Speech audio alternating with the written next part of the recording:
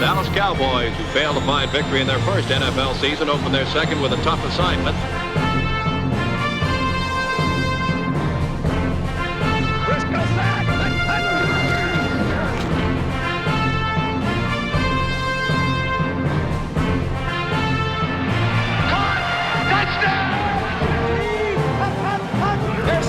Makes the catch at the 5, touchdown!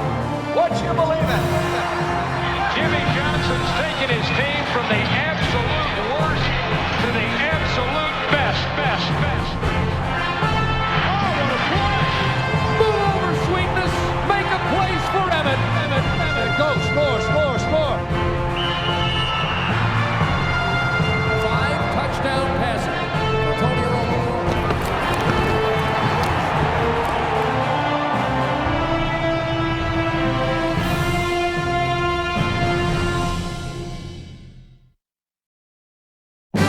By the end of the 1950s, the NFL was ready to grow beyond its 12 existing teams. After lengthy debate, the league chose Dallas for its first expansion market, awarding the franchise to millionaire Clint Murkison. Tex Schramm's first move as general manager was finding a head coach for the new team called the Cowboys. He chose Giants assistant Tom Landry, then assembled a squad without the benefit of a single college draft choice. The fact was that we didn't have any football players. And then when we went to the owners, they said, well, we'll give you 3 players off each team. So that's where we started. We got all the bad players, and you can imagine there wasn't many teams that could be, lower than we were. We had players not show up for practice. We had some not show up for games, and it was a different kind of a group. The Cowboys' first season was disastrous, but hardly dull to the football-crazy fans of Dallas. Back in those days, everything was exciting, even losses, because we were starting, we were struggling, and every day was a new experience. Obviously, when you're starting a new football team, you're looking for the first win. And the first year, that eluded us. That year when we got a tie, that was a big accomplishment. That was the same as one of the biggest victories that we might have had in a Super Bowl or anything, because we had finally done something other than lose. That first season, we lost 11 ball games. We tied 1. Deep down, we all like to pull for the underdog, too. So I think there was a spark of interest that started there from that first year. On opening day of year 2, the Cowboys earned their first victory. In year 3, they became the first NFL team ever to post a pair of 100-yard plays in the same game. Philadelphia fighting back. King Hill, the quarterback, looking for McDonald. Mike Gector with the steal. He can fly. 20, 30. Gector is gone. 100 yards, and the Cowboys score again. The team's first great star was their very first draft choice, Bob Lilly, number 74, a homegrown defensive tackle from Texas Christian. Lilly did his best to execute the schemes of Landry's newfangled flex defense, and a rookie fullback named Don Perkins brought his coach's innovative multiple set offense to life. He was in the toughest times. Boy, when you were playing back in the 60s, 61, when we didn't have much going for us, the guy was a remarkable runner, a great pass blocker, and one of our best players in our history. He was our primary back in the I formation, and you think most of the time your tailback would be the primary guy, but we didn't have anybody nearly as effective as Don was at running the ball. Even with Perkins and Lilly playing at all pro levels, the Cowboys kept struggling through the early 60s. After 5 years, they still hadn't come close to posting a winning season, and Landry was more than a little concerned. 65, we were picked to win the Eastern Division by Sports Illustrated. We finished the first half of the year at 3-4. We lost to Pittsburgh up there the 7th game. And he said, I just felt like when I came here that the flex defense and multiple offense was going to be the offense and defense of the future. And He said, I feel like I've let y'all down, and he started weeping. And I don't know what that did, but I think it touched all of us. And that was the beginning of the Dallas Cowboys, really. Confuse you. But on a brown slip, your play now is 57, wing down and in. The Cowboys rallied to finish 1965 at 7-7, then began a remarkable run of 20 straight winning seasons, a record that no other NFL team before or since has ever equaled.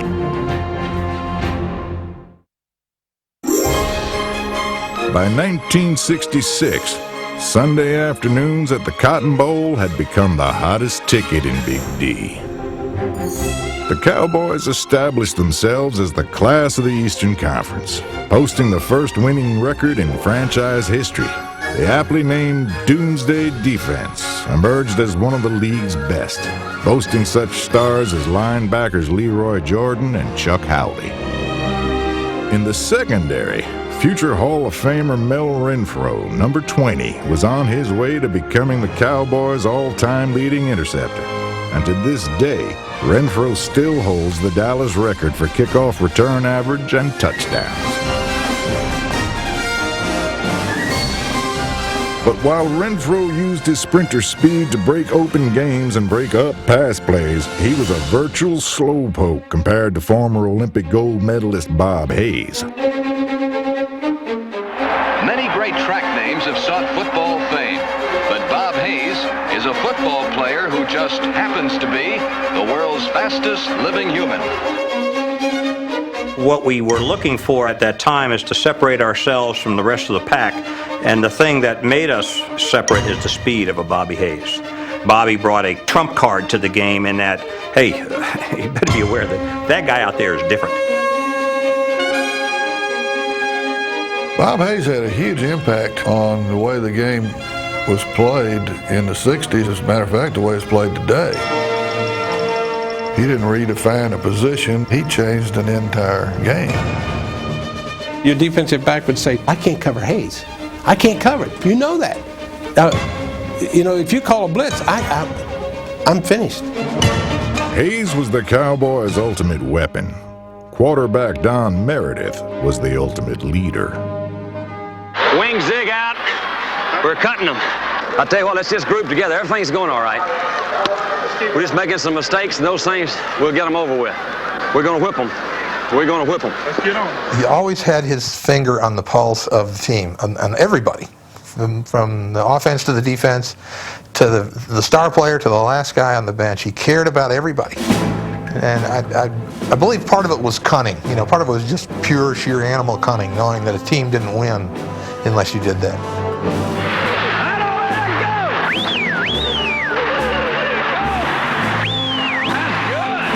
Dandy Don led Dallas to consecutive league championship games against Green Bay, putting a scare in the Packers both times. A long one, and it is complete to Frank Clark. And Clark takes it into the end zone for the touchdown. Meredith on a pitch out to Reeves.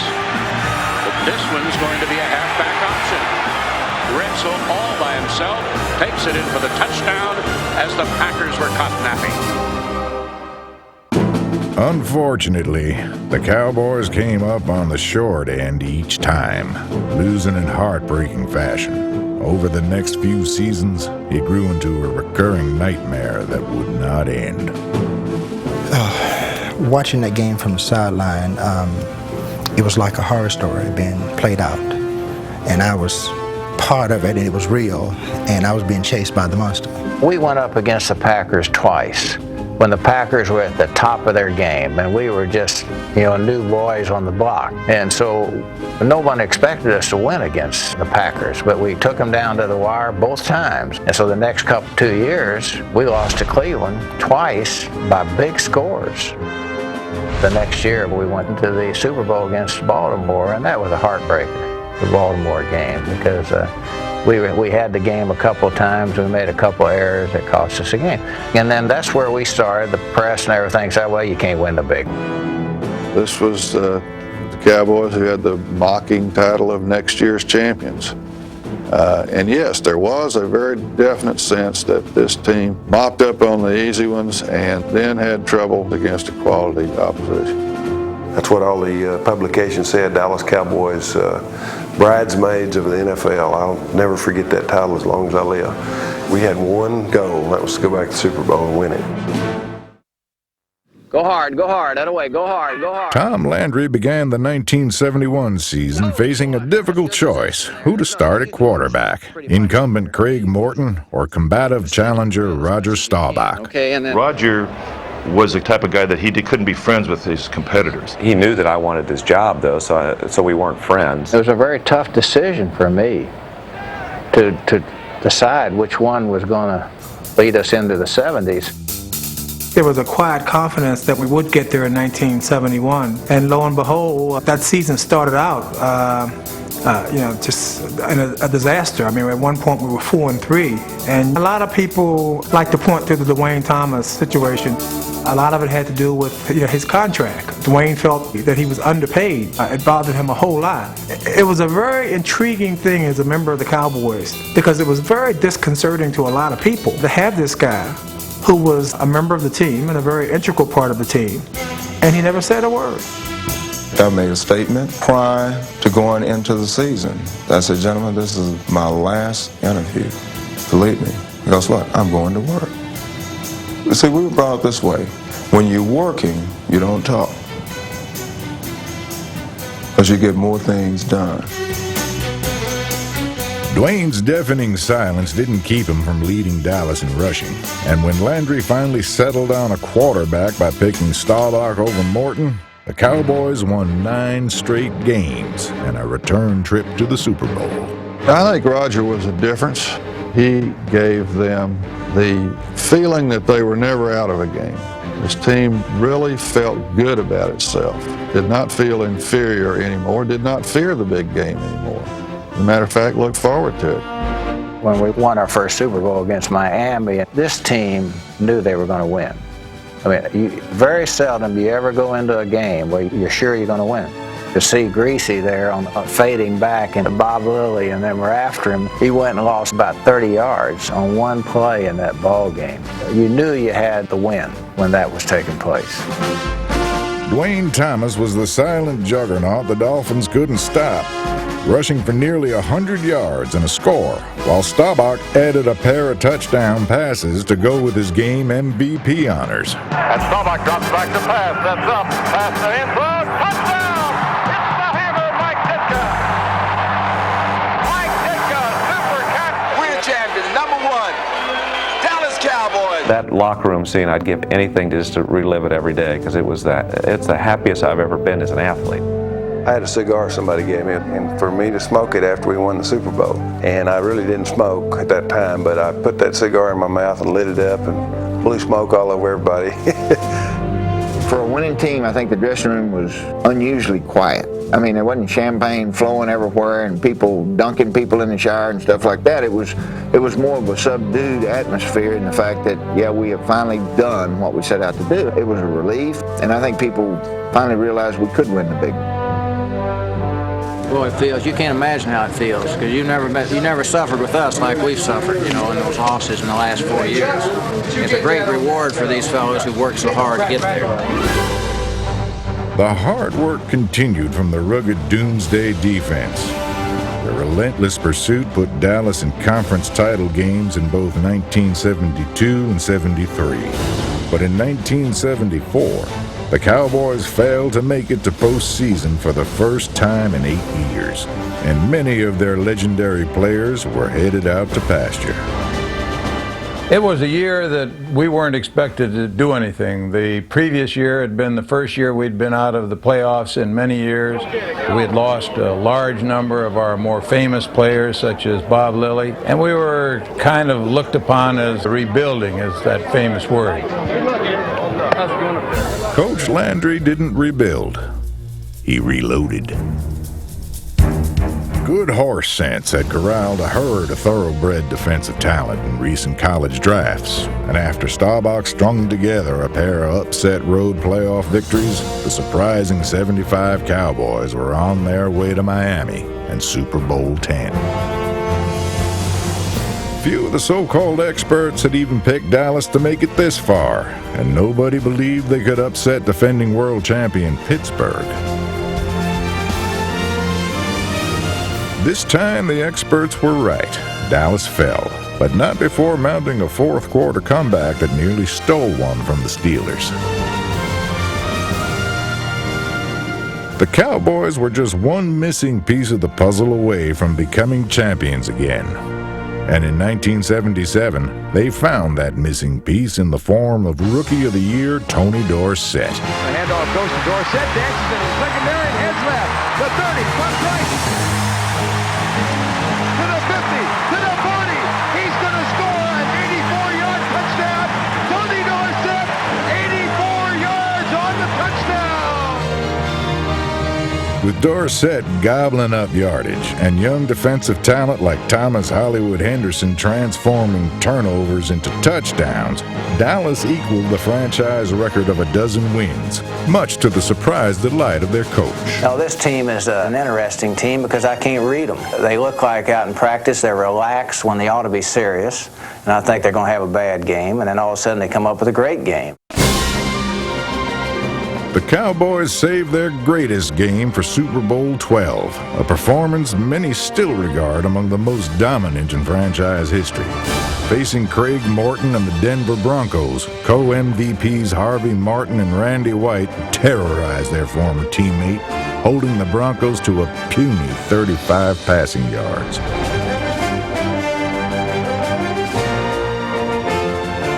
Meanwhile, the Cowboys' prolific air game was a marvel to behold.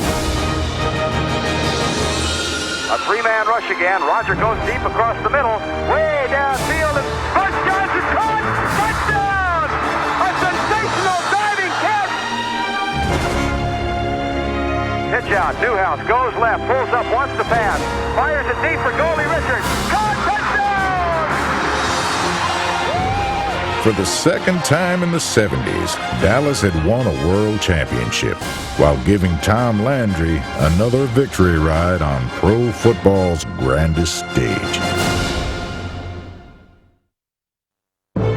In 1979, the Cowboys made a Super Bowl appearance for the 5th time in the decade. Late blitz, and Bradshaw fumbles the ball, picks it up, rolls out. Caught and dropped by Thomas Hollywood. It's picked up now by Hickman. And in for a touchdown. A seesaw battle then turned on a fateful third-quarter play. Roger back to throw, has a man open in the end zone. Caught, touchdown, dropped in the end zone. Jackie Smith all by himself. Oh, bless his heart, he's got to be the sickest man in America. Once again, the Cowboys made the Steelers sweat with a furious fourth-quarter rally, only to fall short in the closing seconds. In 5 Super Bowls of the 70s, the 3 Dallas defeats were by a grand total of 11 points. During the decade, the Cowboys won more games than any other NFL team. They set standards on the field and crafted cutting-edge concepts that everyone else rushed to imitate. The man with the plan that made it all work was Tom Landry. The multitude of things that he was innovative. I mean, if you look at football, you just think in terms of things that we take for granted. The 4-3 defense. I mean, he was instrumental in developing that. The famed umbrella, which was the forerunner of the zone defenses, Tom Landry.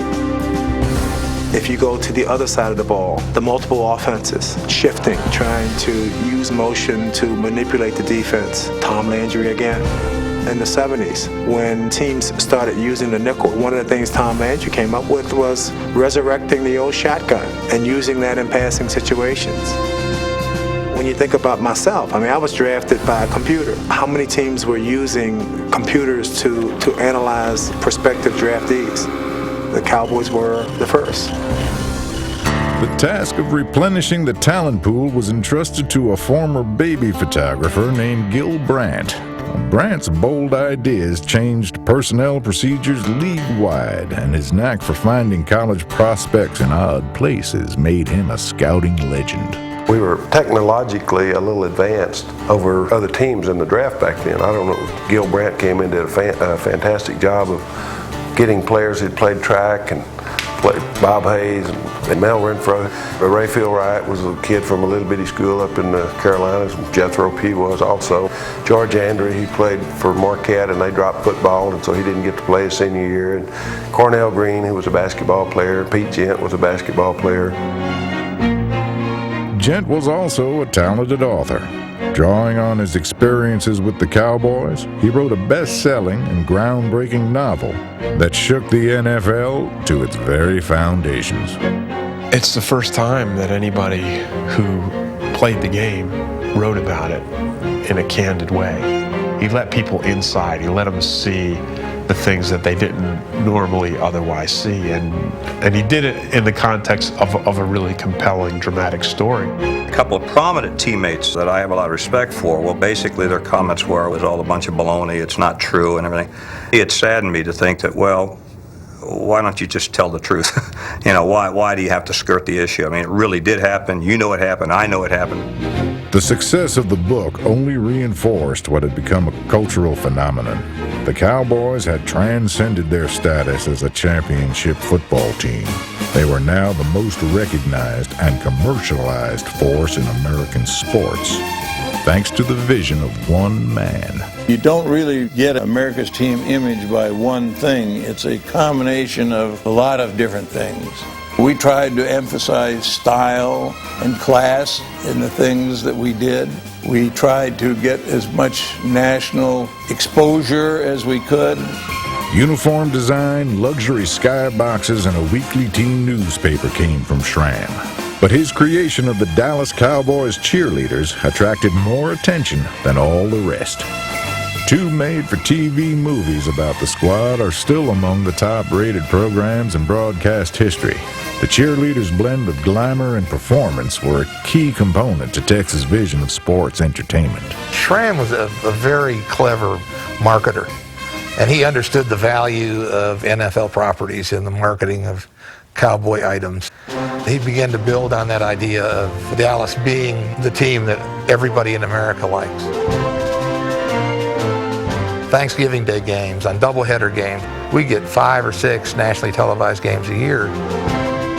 People who didn't have teams in their states started following us. The player who best symbolized the Cowboys' quest to become America's team was Roger Staubach, a modern-day straight-shooting Western hero. Staubach had come out of 4 years with the Navy and become our quarterback, and he was an all-American type guy. I think the biggest thing about Roger was the fact that he never quit. It didn't matter how much the Cowboys were down. I remember in San Francisco, they were ahead of us 14 or 15 points, and it was 3 minutes to go or something, and they were coming by our bench and hollering obscene things at us and calling us losers. And I'll never forget, Roger pulled the game out, and a few seconds before it was over, completed a pass, and we beat them. It was the beginning time for the great comebacks that Roger is so well known for throughout his career. When we won that game against San Francisco, from that moment on, no matter how much time was left in the ballgame, I always believed that Roger could win the game. Staubach became part of NFL mythology when he rallied his losing team with the play now known as the Hail Mary pass. Well, the Cowboys need a miracle. Roger takes the snap, pumps it once. He's going long, down the near sideline for Drew Pearson. Pearson makes the catch at the 5, touchdown! Staubach hit Pearson on a 50-yard touchdown. Would you believe it? Captain Comeback was much more than the savior of lost causes. He was also Roger the Dodger, a breathtaking escape artist who rambled and scrambled on the football field, but seldom strayed from home and hearth.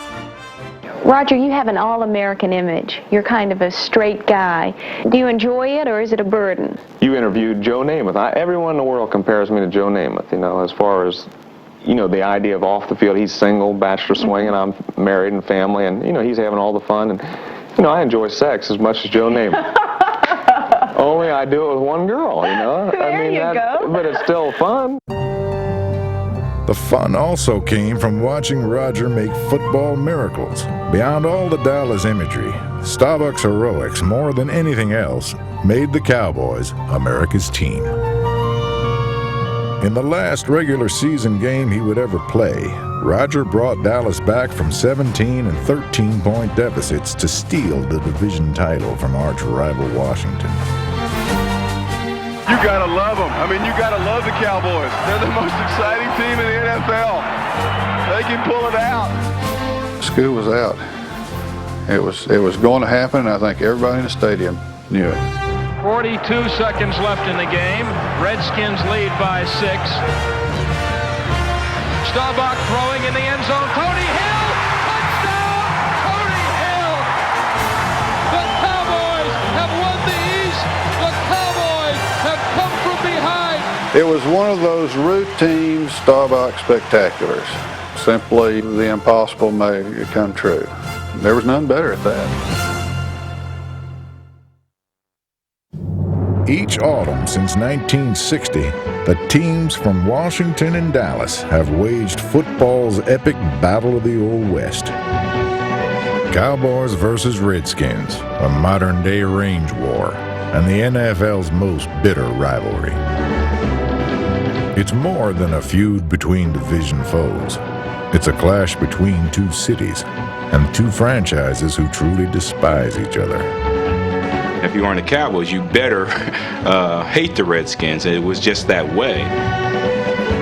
They always had a better-than-you aloofness to them. I guess it was their attitude that upset a lot of our guys. It's been a series with as many plot twists and colorful characters as a Louis L'Amour Western, and it all began over a song. Back in 1959, the last thing Washington owner George Preston Marshall wanted was any new Sun Belt team cutting into his profitable Redskins Southern Broadcasting Network. He considered everything below the Mason-Dixon line his territory and was prepared to stop anyone who got in his way. There's no excuse for expansion in the National Football League. And in 1960, the NFL wanted to bring Dallas into the league. One of the ways the Dallas owners were able to strong-arm George into voting for a Dallas franchise was they went out and they bought the rights to hail to the Redskins and threatened not to let George play at Redskin games until he agreed to let Dallas come into the league. And George, needing that song, having to have that song, relented and voted to let him into the league. From then on, Marshall was singing mostly sad songs as the expansion Cowboys enjoyed surprising success against Washington. By the late 60s, Dallas was winning virtually every game in the series, so the Redskins went out and brought in a new coaching administration to the nation's capital, the legendary George Allen. George Allen is what made the Redskin-Cowboy rivalry. I think if anybody has a misconception that it wasn't his creation, they're wrong. George would come up with these different things. You gotta hate the Cowboys. Gee, look it, they think they're better than everybody else. They don't run a hard-nosed, tough football like we do. We want to turn this into a fist fight. We want to turn this into a brawl. It's not going to be fancy. It's going to be blood and guts, go after nose-to-nose football.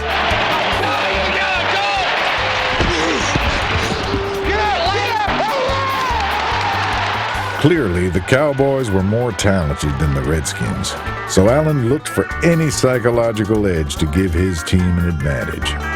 One year, we had to fly to Dallas to play the Cowboys on Turkey Day.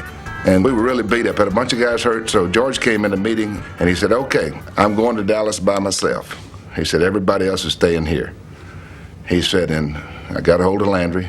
He's leaving his players at home too. And he said, we're going to walk out, me from my side and Landry from his. And he said, winner take all. He said, I want to slam him in the ground. I want to kick him in the groin.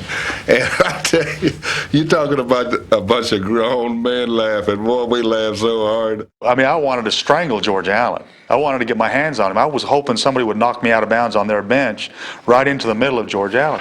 Roger Staubach and company. Roger Staubach, Tom Landry, Tex Ram. Here we go.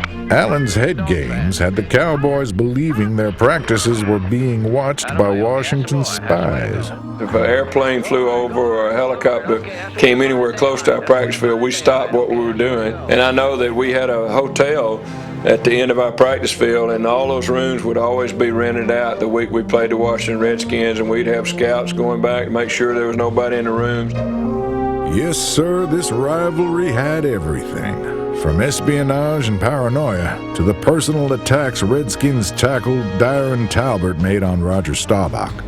Darren and I really went at it as far as a dislike, and he started it. He started calling me a few names. And it would make Roger so mad, you know.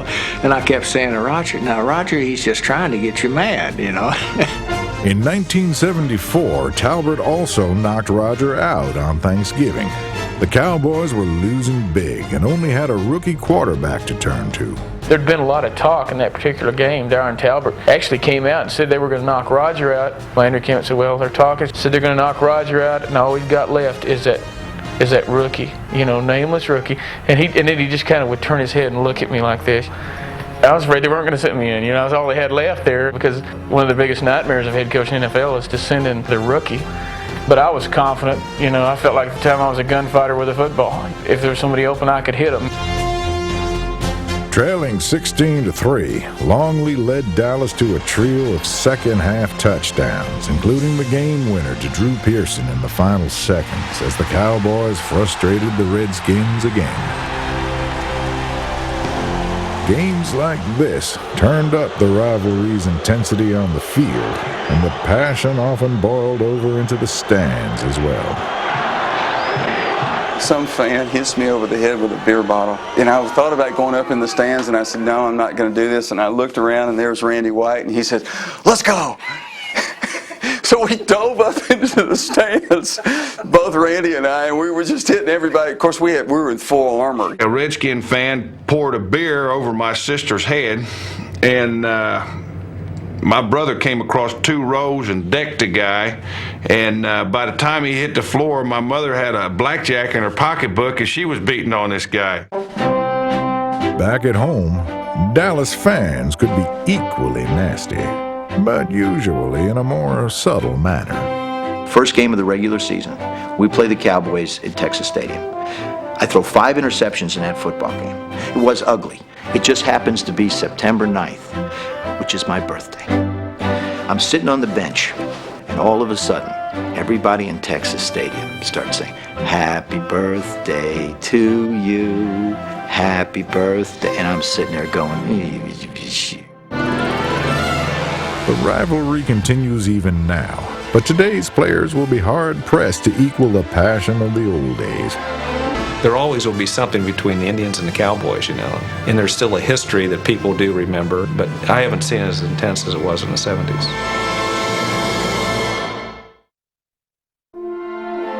As the 1980s began, the Cowboys bid farewell to their brightest star.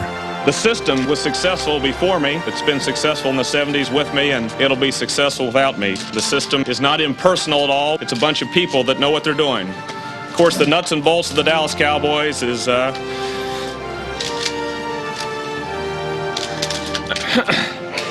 man that wears a funny hat on the sidelines. I wasn't going to do this, but Tom Landry is the nuts and bolts, and I appreciate him. I appreciate my teammates through the years, because I'm one that's been successful in this system.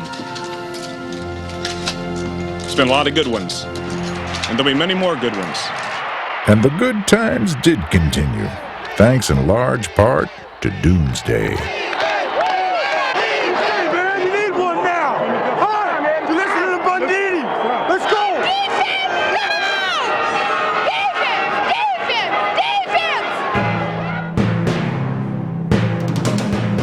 Roger Staubach may have hung up his spurs, but more than enough talent remained, especially on defense, to keep the Cowboys on top of the mountain.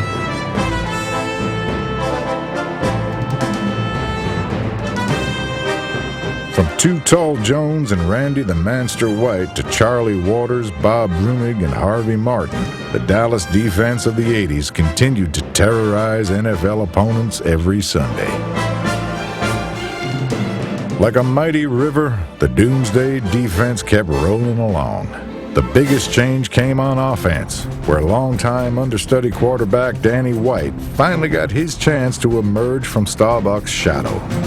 Danny knew that I think he would have his time because Roger came in so late, 27 before he ever started, and he would end. And I think that had a little bit of a bearing on Roger's retirement. I think he felt, that Danny was ready. White was both ready and able. In his first year as starter, he broke the team record for touchdown passes in a season, while the Cowboys scored the most points in their history. But some Dallas fans remained unconvinced that Danny could ever take the place of Captain America. He's not the pressure quarterback that Roger was. Roger's a legend. Danny will never be like that. The quality in the clutch, I just don't think he has it. White proved otherwise with his miracle finish against the Falcons in the 1980 divisional playoffs. He was a different Danny White. He was commanding, he was demanding. It seemed like he got more vocal. It seemed like he was waiting for this one situation in his career. And now this is my opportunity to put the ghost of Roger Staubach in the closet where it belonged at that time.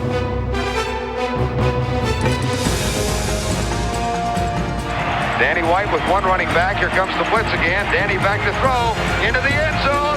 Caught! Touchdown! And Roger Staubach, who threw to Drew so many times, just turned around and said, I don't believe it. White led Dallas to 3 consecutive conference championship games, but each time the Cowboys were sent home on the short end of the score.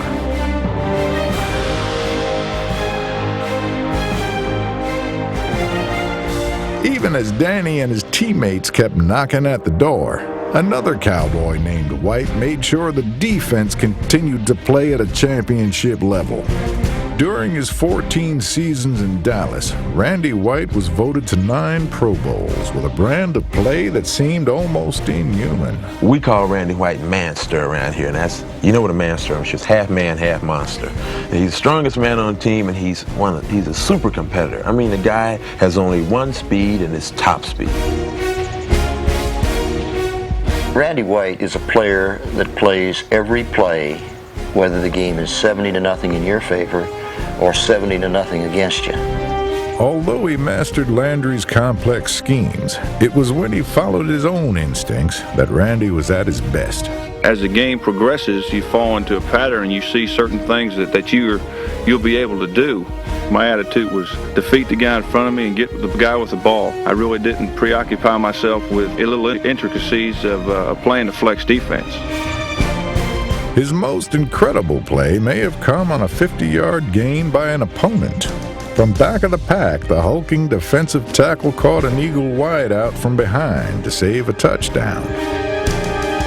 However, the best open field moves of the early 80s came courtesy of running back Tony Dorsett. First down, 10, pitch out. Dorsett coming left. He's out to the 30, breaks to the right, 35, 40, still on his feet, at the 50, one more block, he might go.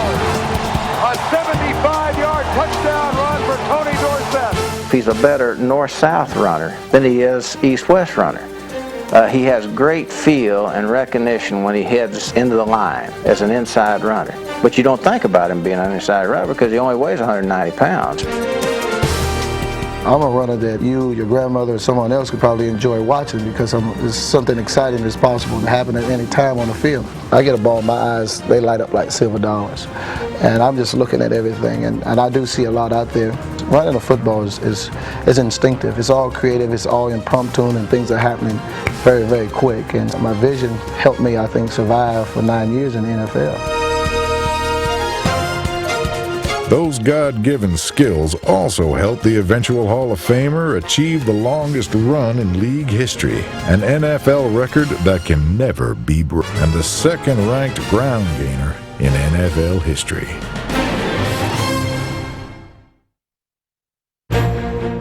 The Cowboys were still a shining star in the NFL skies at the beginning of the 1983 season.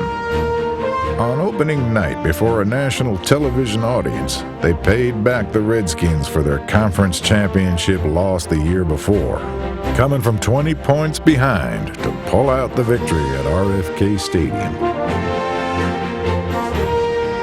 With the doomsday defense still at its deadliest and Danny White firing touchdowns everywhere, the Cowboys cruised to a dozen wins and another playoff berth.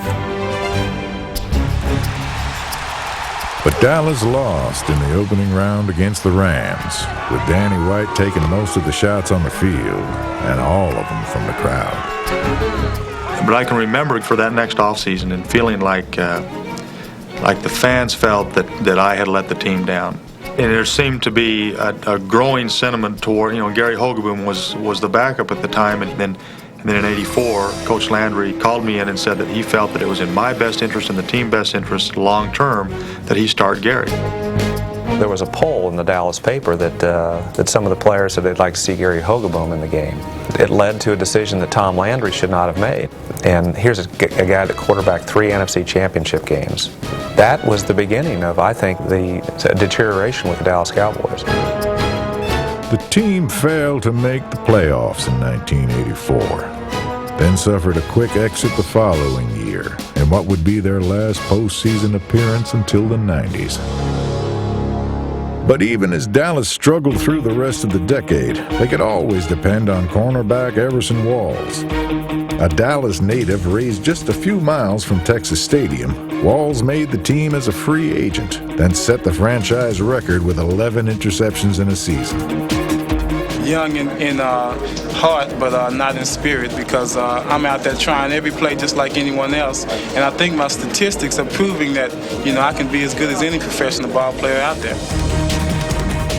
Walls was voted to 4 Pro Bowls during the 80s and retired as the second leading pass interceptor in team history.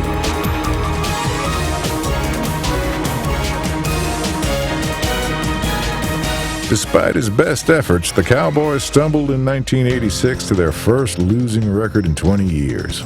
There was one bright spot that season, however, the arrival of former Heisman Trophy winner Herschel Walker, who didn't take long to make an impact. And White with a handoff, Walker, left tackle breaking to 45, midfield, one man to beat. Herschel Walker to the 20, Herschel Walker to the 10, Herschel Walker, touchdown, Cowboys win in overtime, 60 yards for Herschel Walker. You have just seen the future of the Cowboys, and the future looks a whole lot better with that one, doesn't it? He just has a great uniqueness of power that makes him exceptional. Herschel is a new breed, and he's the one now that we're counting on really to rebuild our team. I can run as fast as guy in the NFL. I think I'm as strong as some of the strongest backs in the NFL. I think a lot of defensive backs don't know what I'm going to do. Whether, to really buckle up because Herschel's going to run me over, or to, try to get ready to catch him because I'm going to try to go around you. Walker led Dallas in rushing over the next 2 years, but it wasn't nearly enough to prevent the Cowboys' slide into the division basement. In 1988, Dallas slumped to a 3-13 record, their fewest wins since the team's very first season. Changes would have to be made, and one of the first was the departure of the only coach the Cowboys had ever had. After 29 years, Tom Landry was gone from the team, but not forgotten in their hearts. He was just a special man. I don't know I'll ever come across anybody that handled himself in a way that he did and wanted less of the limelight. He's all you want to believe in a human being, someone that gave a heck of a lot more than he took out of life. Landry built an expansion team into the NFL's model franchise. The man in the fedora had always been the symbol of the Cowboys. Now he rode off into the sunset, marking the end of a golden era. On February 25th, 1989, the Dallas Cowboys were bought by an Arkansas oil man named Jerry Jones. I used to have a sign in my office, and it was 2 buzzards sitting on a limb. And one buzzard was looked over at the other buzzard and said, "Patience my ass, I'm gonna kill something." That very same day, Jones hired his college roommate, Jimmy Johnson, to coach the team. Their job was to restore pride into the NFL's most storied franchise. Johnson left the University of Miami with a national championship and a keen eye for talent. But in Dallas, there was little talent to be found, except for Herschel Walker. In 1988, Walker had rushed for over 1,500 yards. 5 games into Johnson's first season, he was traded. I don't think that anybody could ever imagine what it ended up being for the franchise. When the trade first was made public, everybody thought that we were trading Herschel Walker, our only Pro Bowl player, for half a dozen players that were somewhat either mediocre or whose career was about over with the Vikings. They really didn't anticipate us getting all the draft picks that we got after we finalized the trade. But the deal would not pay off for some time, and in 1989, a circus act was on display as the Cowboys victimized themselves, playing a laughable brand of football. It was extremely difficult, and I think there was a very small nucleus of players that really continued to play throughout that whole season and then go into 90, and it was a very frustrating year. Despite all the losses, Johnson never compromised his passion for the way he felt football should be played. I'll never forget, I said, "Jimmy, you've just gone 1-15. I said, "Obviously you're a tremendously confident person, but you have to have a few questions about yourself and your ability to do this after last year." And he looked me in the eye and he said, "I have no doubt in my mind that we'll win here, and we'll win big. Write it down." Dallas selects Emmitt Smith, running back from Florida. The first dividend of the Walker trade arrived in 1990, and it wasn't long before this Cowboy showed the flash of a franchise running back. Draw play, Smith up the middle, bounces at the 10, to the 5, cut to the right, cut to the left. Oh, no! Emmitt Smith. Oh, yeah! Smith's development, coupled with the emergence of quarterback Troy Aikman and wide receiver Michael Irvin, marked the formation of one of the most prolific trios in NFL history. Let's go, let's go! The following season, the experts set modest goals for the Cowboys, but Jimmy Johnson had other plans. Romping, stomping, raring to go. If you went through the year virtually injury-free and did not make the playoffs, would that be a crushing blow? It won't happen. We'll be in the playoffs. Brash predictions can be simple when you have Emmitt Smith and Michael Irvin to fall back on. Facing a blitz. He stands, he throws it right. Irvin crossing pass. Let's go. 45, 40, 30 to the 20. A man to beat. Woodson will get him at the 10. Irvin breaks free. Is it Michael Irvin or Michelangelo? Handoff Smith. And left tackle pops out to the 30. A block from right. Gets him to the 40. Breaking right for the 45. Holy cow, what a great play. Touchdown, Emmitt Smith. 75 yards. Thank you very much. I don't believe the run. Where there was Irvin, there was always Emmitt Smith, and they became the first players from the same team to lead the NFL in rushing and receiving yards in the same season. But the goal of the season was to make the playoffs. To accomplish this, Dallas would need a win against the Eagles, who had previously bullied the Cowboys in 5 straight defeats. They are making mincemeat of the Dallas offensive line. But even bullies know that you can't beat what you can't catch. A cut right at the 40, still going at midfield. Kelvin Martin has brought this one all the way for a Dallas touchdown. And that sends everybody at the Fed home, and it's going to send the Dallas Cowboys to the playoffs. A preseason prediction had become reality. The prophecy was fulfilled. After that game, we just said, hey, we could play with anybody. We really can't play with anybody. Hey, when you ever go after a big gorilla, you don't ever hit him lightly. You hit him with everything you got. Yeah! What's that, Cowboy? What's that, Cowboys? We here, baby, we here. In their first playoff game in 6 years, the young Cowboys won a defensive struggle with the Bears. 4th down and short. Toss right, Neil Anderson at the 5. He's stopped at the 4.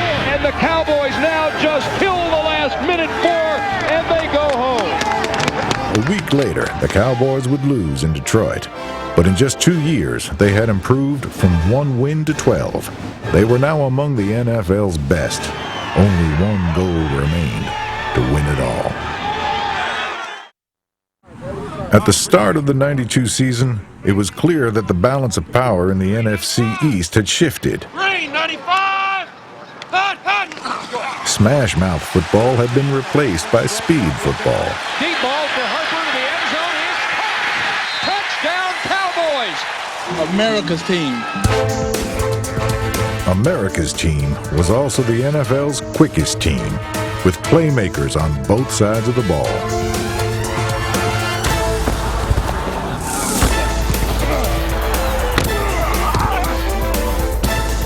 Brilliance by Michael Irvin. Brilliant. Trying to outrun the coverage, makes a cut. Gets it. Oh, he's still going. He's going to score. He's got the 5. And he's got the NFL rushing championship for the second year in a row. With the league's best running back, aggressive special teams, and the NFL's #1 defense, the 13-3 Cowboys were poised for the final stages of their championship run.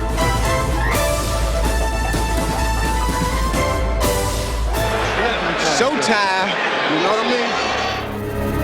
In the playoffs, the Cowboys' one-time nemesis was nothing more than a pushover, as Dallas pounded out a convincing victory.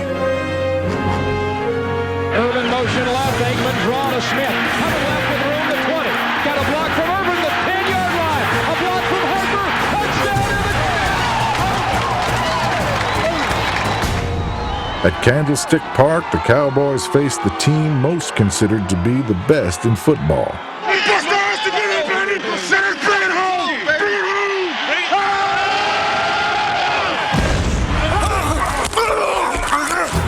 Late in the game, a beheading of an old king allowed a new one to claim the throne. That's when the Cowboys' glorious past met its glorious present. The Cowboys come out for the biggest drive in probably 12 years. Aikman is going to throw. Deep slant. Caught. 35. Harper's breaking away. Harper's got midfield. Harper's got the 30. Harper's got the 20. Harper's got the 10-yard line. Wow. Aikman, a straight drop, good protection. Over the middle. It's caught by Kelvin Martin at the 2. Touchdown. Touchdown, Cowboys. This team's going to Pasadena. NFC champions, folks. From 1-15 in '89 to the Super Bowl 4 years. That's unbelievable. Everybody, you did one hell of a job. And the only thing else I got to say is, how about them Cowboys? Super Bowl 27 marked the first time in 14 years that Dallas had played on pro football's biggest Sunday. It's big, man. It is big. It's awfully bright out here. Oh, yeah. A lot of damn people, huh? But it's in the spotlight where playmakers shine, like Michael Irvin, who exhibited his center stage talent in breathtaking fashion. Throws it right to the goal line. Irvin jumping, catching the 3. Diving, touchdown. Oh, what a play. Oh, what a throw, what a catch, and what a play. The Bills were struck by a Dallas stampede that forced 9 turnovers and scored 2 defensive touchdowns. Troy Aikman, the game's most valuable player, threw 4 scoring passes as the Cowboys completed one of the most remarkable turnarounds in NFL history. Jimmy Johnson's taken his team from the absolute worst to the absolute best in 4 years. Wow, what a ride it's been. And Dallas, your Cowboys are the champions.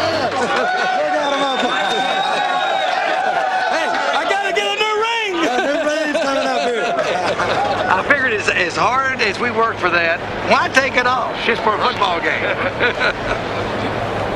Repeat might be the scariest word for a football team, But to make matters worse, the Cowboys were missing holdout Emmitt Smith for the first 2 weeks of the '93 season. We lost our first 2 ball games. We didn't have Emmitt signed. It really was a highly emotional thing. I think this team will always be remembered by taking on those challenges and how they responded in the games afterwards. How you doing? Sorry, got in the season a little bit late, but I think we can put this thing together and go on and win it all. On his way to a 3rd straight rushing title, Emmitt Smith was the major reason the Cowboys contended for a 2nd straight Super Bowl.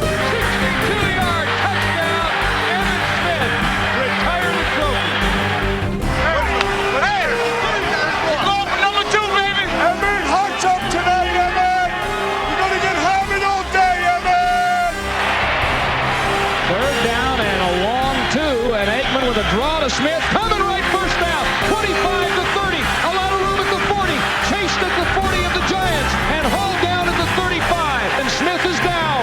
Emmitt Smith is down.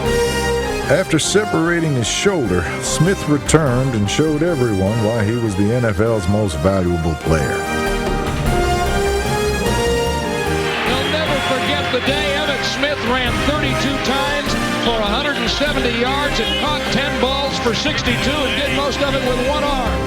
That, to me, was the defining moment of Emmitt Smith. The toughness, the competitiveness, the ability to just will himself to give us a chance to win, and we kicked the field goal in that game to give us home field advantage.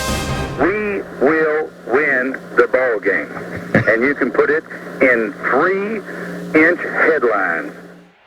Johnson's bold prediction was just what the Cowboys needed to ensure another trip to the Super Bowl. I felt like that our team was a little bit uptight. I felt like our team needed something to get a spark against a great San Francisco team, and so I made a very bold statement. Dallas is going to win the NFC Championship again. Jimmy said we would win the game, didn't we? Hey, 3-inch bold letters. Now, I've been doing a lot of talking. If you're going to talk the talk, you got to walk the walk. Hey, thanks to you guys, y'all did the walking, all right? So here we are again, same time next year. The Dallas Cowboys and the Buffalo Bills, and this time in Super Bowl 28 at the Georgia Dome in downtown Atlanta. Big play. Aikman draw to Smith. Tackled but breaks away to the 10. Oh, what a run by the league's MVP. Touchdown, Emmitt Smith. Smith rushed for 132 yards and 2 touchdowns as Dallas won its 2nd straight World Championship. 2 in a row. How sweet it is. Back to back, baby. Back, baby. Cowboys back to back in the half. Yeah. After becoming only the 4th head coach in NFL history to win back-to-back Super Bowls, Jimmy Johnson dropped a bombshell. We have mutually decided that I would no longer be the head football coach with the Dallas Cowboys. His replacement was Barry Switzer, who inherited a roster fully stocked with playmakers. Play action fake. Throws it in the end zone for Johnston. Diving. What a catch by Johnston. Pete back to throw. Looking. Throws it in the end zone. Up in the air. Tip. Caught. Touchdown. Down the sideline to the 20. An inside move to the 10. He broke away. He scored. He scored. Backs are split. He's back to throw. Pump. Throws it right. Intercepted at the 5-yard line. It's Woodson to the 20. Up the left sideline to the 30. Woodson to the 40. Woodson might score. Woodson's going 95 yards. Touchdown, Cowboys. Another 12-win season advanced the Cowboys to another NFC Championship game. But in the mud of Candlestick, the Cowboys were flattened by a 49er onslaught.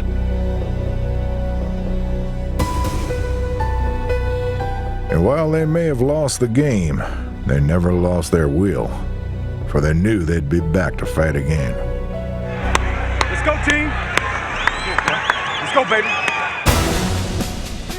On opening night, Emmitt Smith's first carry was a prelude to a special season, which saw him rush for a record 25 touchdowns. His first carry of the year, 60 yards. Find the 88! You find the 88! What I do? Make plays! Nothing but make plays, baby. The playmaker was a troublemaker for opponents. breaking his own Cowboy record with over 1,600 receiving yards. Who do you think it is? Michael Irvin!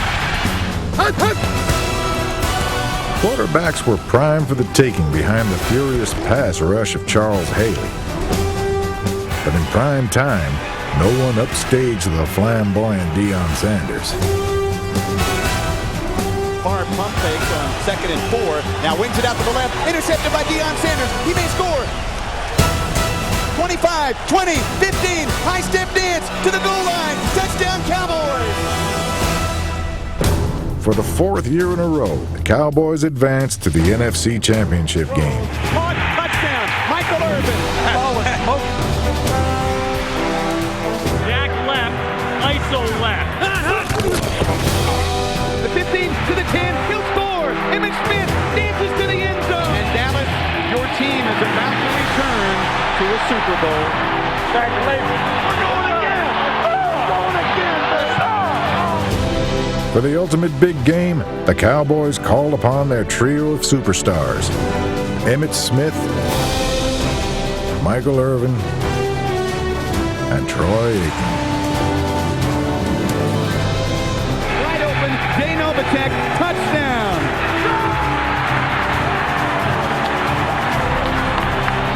You know what you gotta do, Dick. But it was a relative unknown who stole the game's MVP award. In the flat, picked up by the Cowboys. Come on, Larry! Larry Brown may score at the 30, 20, 10, out of bounds at the 6-yard line. The victory over the Steelers resulted in a 3rd Super Bowl title in 4 years and a record-tying 5th Lombardi Trophy overall. But even more remarkable, the Dallas Cowboys had transcended their renowned past by accomplishing a new, almost unattainable achievement.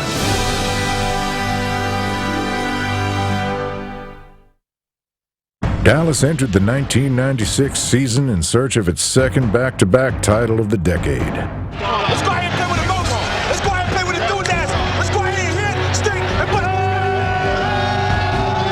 After capturing their 5th straight division crown, the Cowboys returned to the playoffs in championship form. With the home crowd behind them, Dallas dominated both sides of the ball. Back to pass, roll to the right. Johnson looks out, back across the field. It's intercepted by the Cowboys.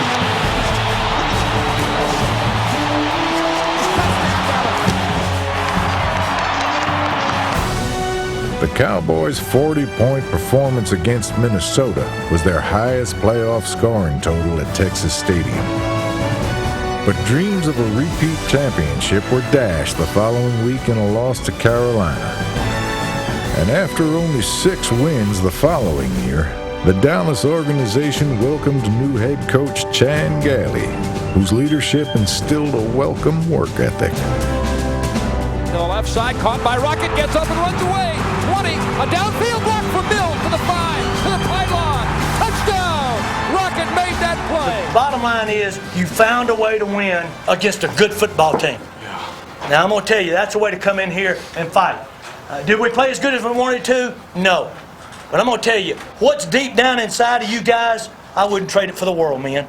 What's deep down inside of you, I wouldn't trade. Gailey's inspirational guidance roused rookies and animated all pros.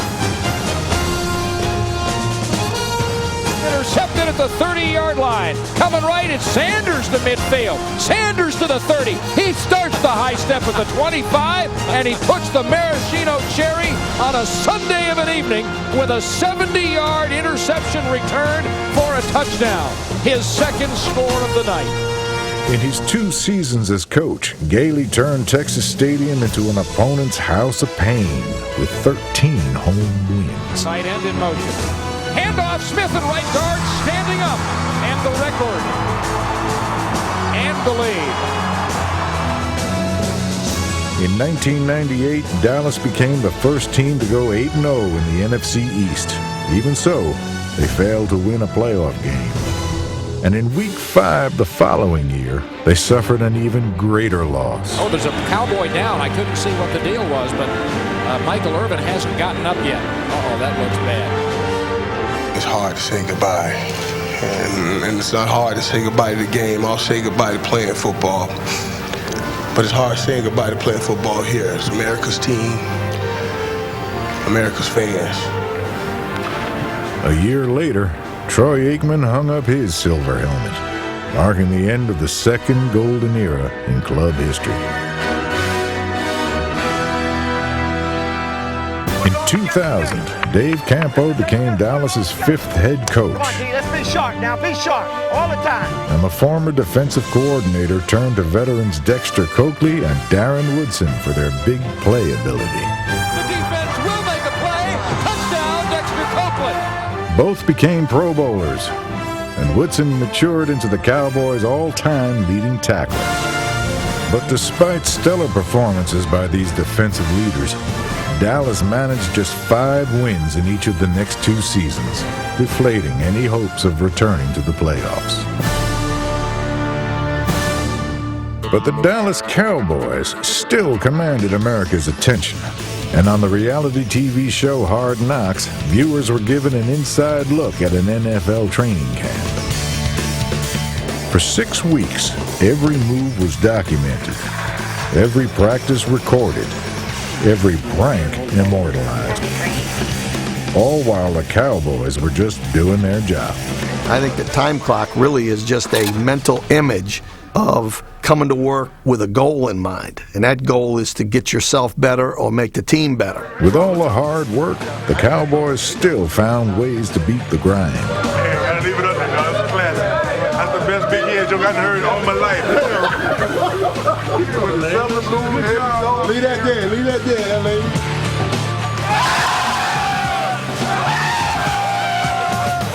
This shit means something.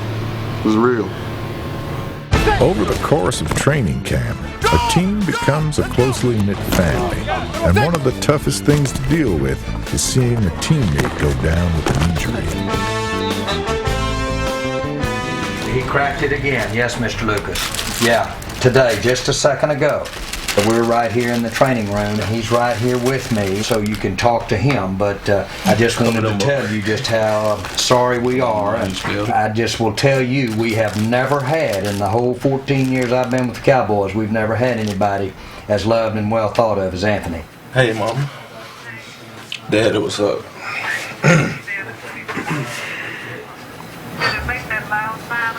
Yes, Mom, I think it was the exact same thing. I'll just call y'all back after the x-ray, man. Mom, it's just not for me, man. It's just not meant for me. Yeah, it's just not meant for me. While Campo's third season was no better than his first 2, first-year safety Roy Williams did emerge as the team's newest star. As an all-rookie selection, the hard-hitting Williams led the team in interceptions, returning 2 for scores. Werfel throws it out underneath. Tip intercepted by Roy Williams to the goal line. Touchdown. The high point of the 2002 season was Emmitt Smith's quest for football glory. Trying to be strong, trying to hold my emotions and all, but I just can't help it. That's how much he meant to me. And that's how much it's gonna mean to me when I break it.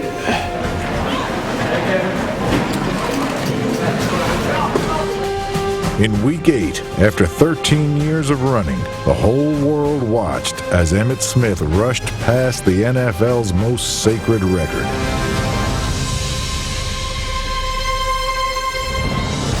Handoff, Smith at left guard, 35, 40-yard line, right on the mark. That should do it.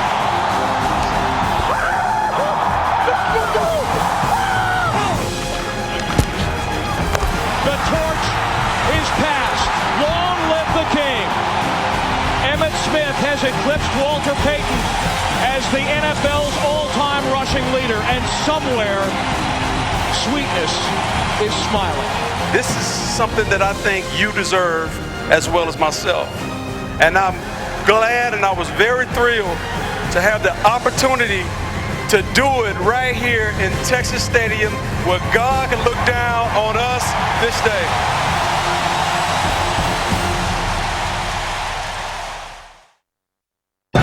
"2003 marked a new direction and a new leader in Dallas. I want to introduce Bill Parcells, the new head coach of the Dallas Cowboys.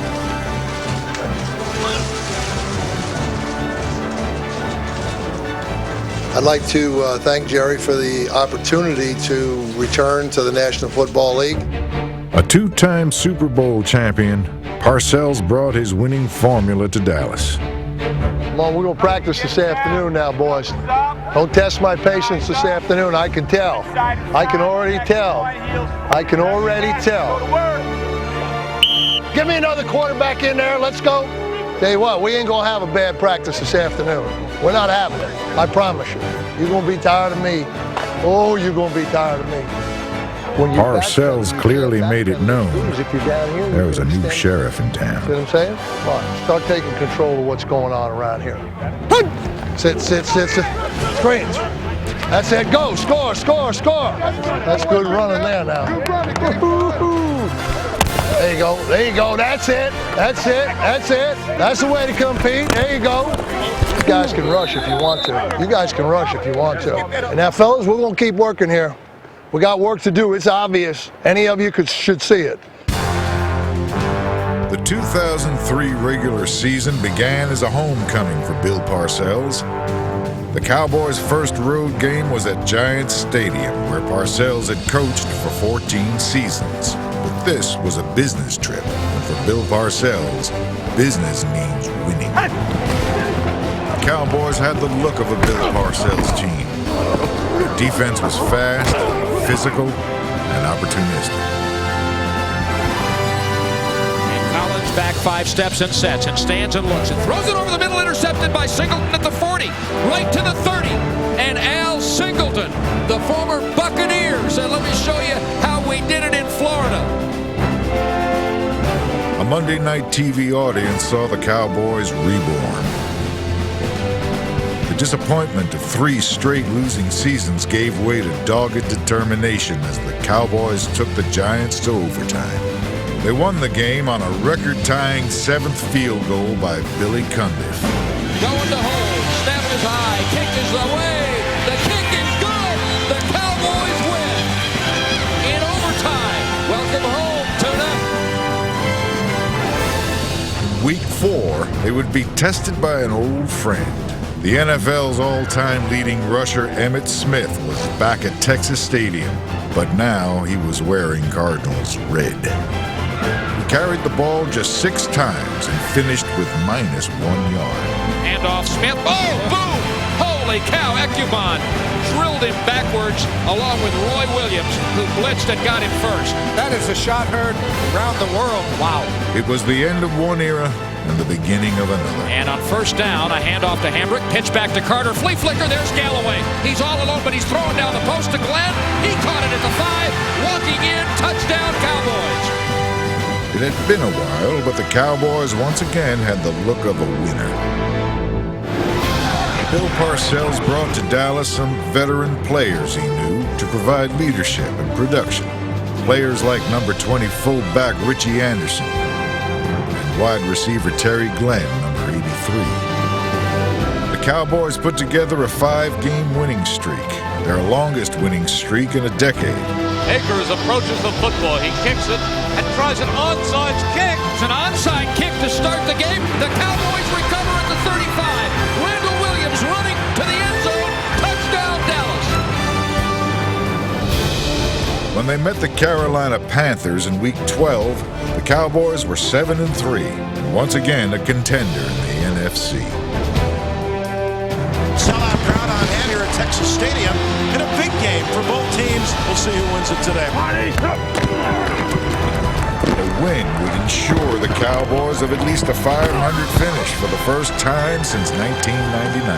Blitz is on, DeLone rush, hit, the ball comes flying up in the air. Roy Williams intercepted at the 40. It's a handoff to Anderson, who options left to Kaysen at the 20, to the 15, to the 10, and he cuts in behind the blocked outfield.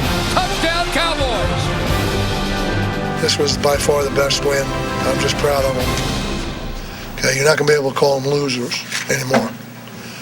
We might not be winners, but we're not losers anymore. One more, and then you have to call us winners at least.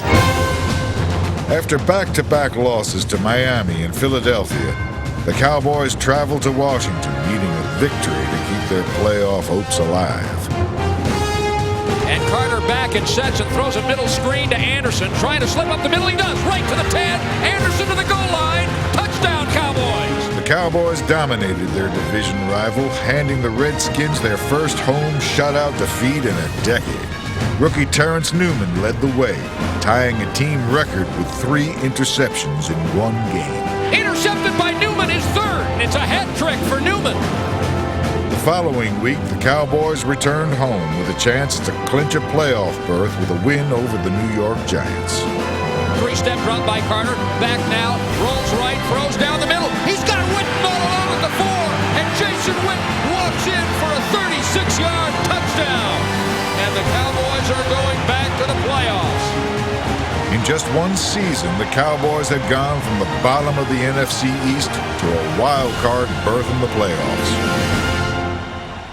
Their return to the postseason stage against the Carolina Panthers. Oh, you like football? This is it tonight, boys. You like football? You didn't forget what it's like, did you? Hey, this is back. This is where we need to be, right here. That's right. Start fast, on 3. 1, 2, 3, start fast. The Cowboys helped Bill Parcells make history as the first NFL head coach to lead 4 different franchises to the postseason. Come on, here we go, boys. Let's go.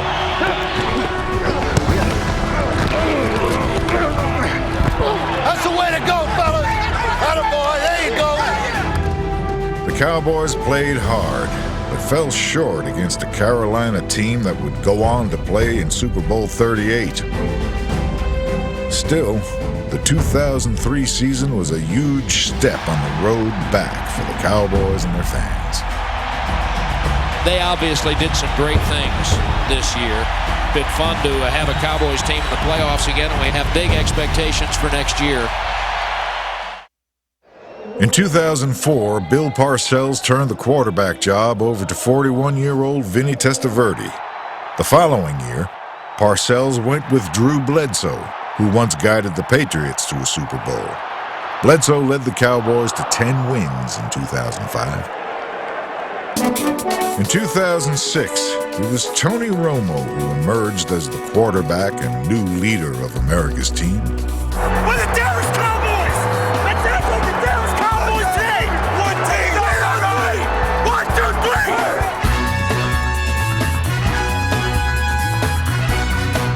3! Romo's spontaneous style combined air-it-out deep balls with breathtaking escapability.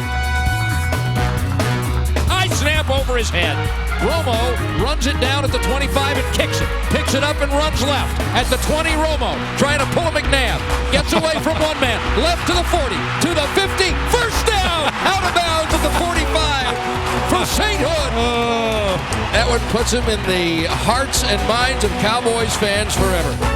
On Thanksgiving, Romo gave a national TV audience a taste of the future, tying a team record for touchdown passes in a game.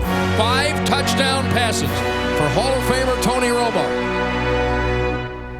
2006 also shed light on another new star in Dallas. You ready? Yeah, I'm ready. Okay. Taking 2 of them on the first drive. Yeah, no doubt. Go to work, 81! Go to work, 81!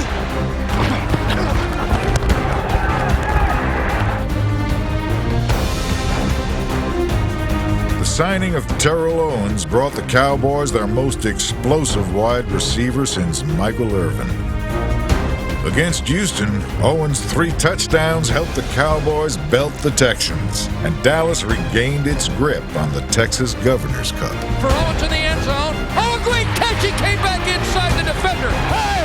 And Owens has 3 of them. I appreciate y'all tuning in to the second half. It's a T.O. show right now. That was Terrell Owens, T.O. That's T.O. Yeah. Here we go. With the Romo to T.O. connection, the Cowboys' offense was feasting on opponents. Let's go, D! Let's go, D!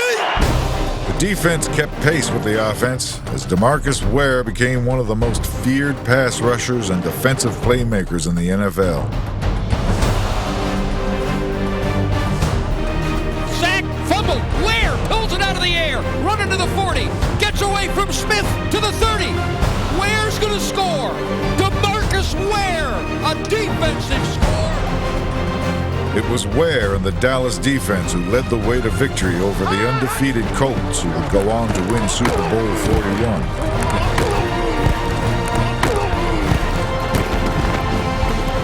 The Cowboys finished the 2006 season at 9-7, earning a wild card spot in the playoffs. But the postseason flight was short-lived. Okay, kids, here it is. Very simple in the playoffs. Seattle leads 21-20. A field goal wins the game for Dallas. The ball will be spotted by Romo at the 9. What a nail-biter.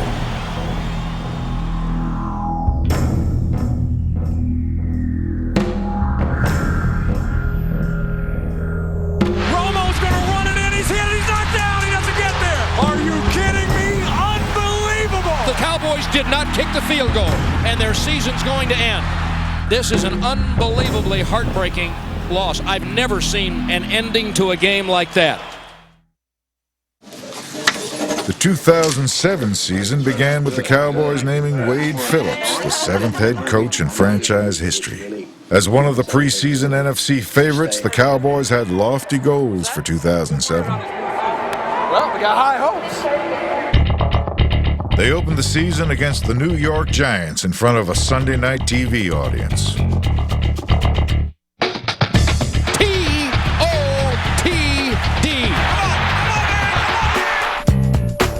The Cowboys' offense went over, around, and through New York to produce the highest-scoring contest ever in their 90-game history with the Giants. Still going 5, dives to the pylon, touchdown! Marion Barber, what a run!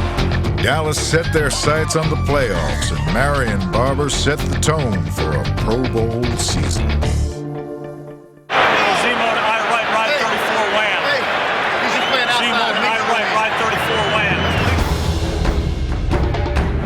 Part man, part beast, part scoring machine.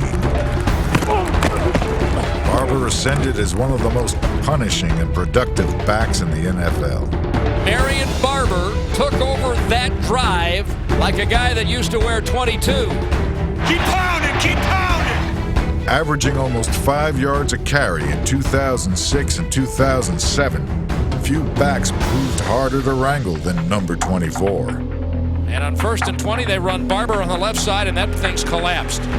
Give it up, Marion. Look out. Oh, he's in the end zone. He's still running around. He's running right to left. Get out of the end zone. He does to the 5, to the 10. Unbelievable. Oh, my.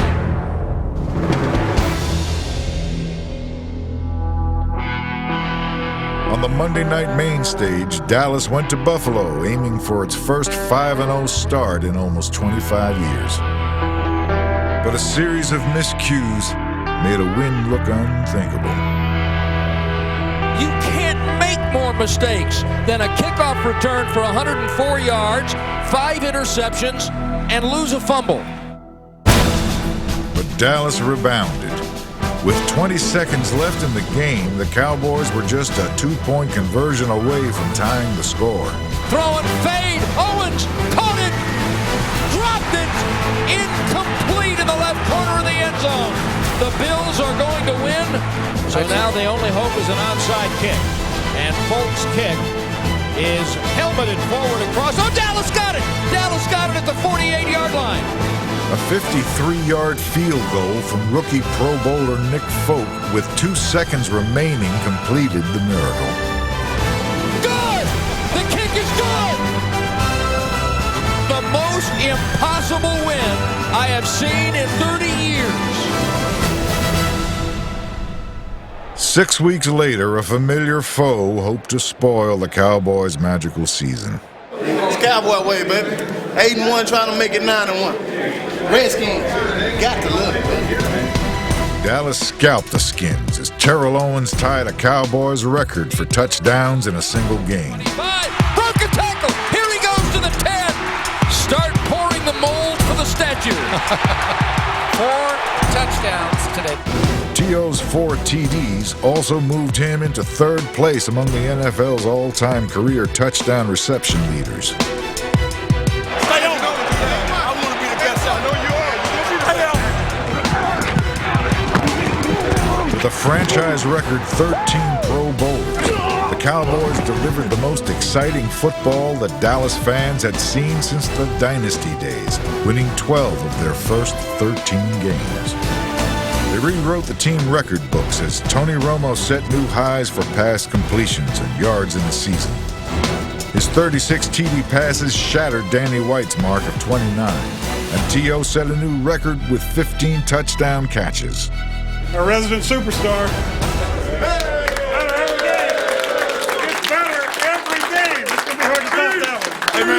Hey, this straight team effort, man. Everybody made key plays. Jason Witten made his share of key plays, setting club records for tight ends with 96 catches and 1,145 yards. Witten's toughness was immeasurable, but undeniable. Deep middle Witten lost his helmet, keeps running without a hat. 15 to the 10 to the 6. Jason Witten had a collision with Quentin Michael. His helmet popped off, but he kept bouncing and moving downfield. A 53-yard reception. I've always liked him, but now I like him more than ever. The Cowboys needed Witten more than ever to wrap up the division against Detroit. He delivered with a career-best 15 catches for 138 yards. In the end zone, Jason Witten caught it for a touchdown. Dallas leading for the first time today with 18 seconds left. The Cowboys are about to put the NFC East in their pocket and fly home happy boys. It takes a team. That's what it takes, and it takes belief. We have those two things, and now we have. All right. We got it. Hey, fellas, this is nice. Hey, this is nice, but we're playing for more than this. We're playing for more than this. Let's go. 1, 2, 3. For the second straight season, the Cowboys made the playoffs. Oh, God. Wish I had a uniform. Despite having one of the most talented teams in the league, they're still looking for a championship. A season is down to one play. 16 seconds. Snap back. 4th down. Romo looking. Throwing into the end zone for Witten. It is intercepted at the post. This is a disappointment of absolutely colossal proportions. And the playoff drought will continue.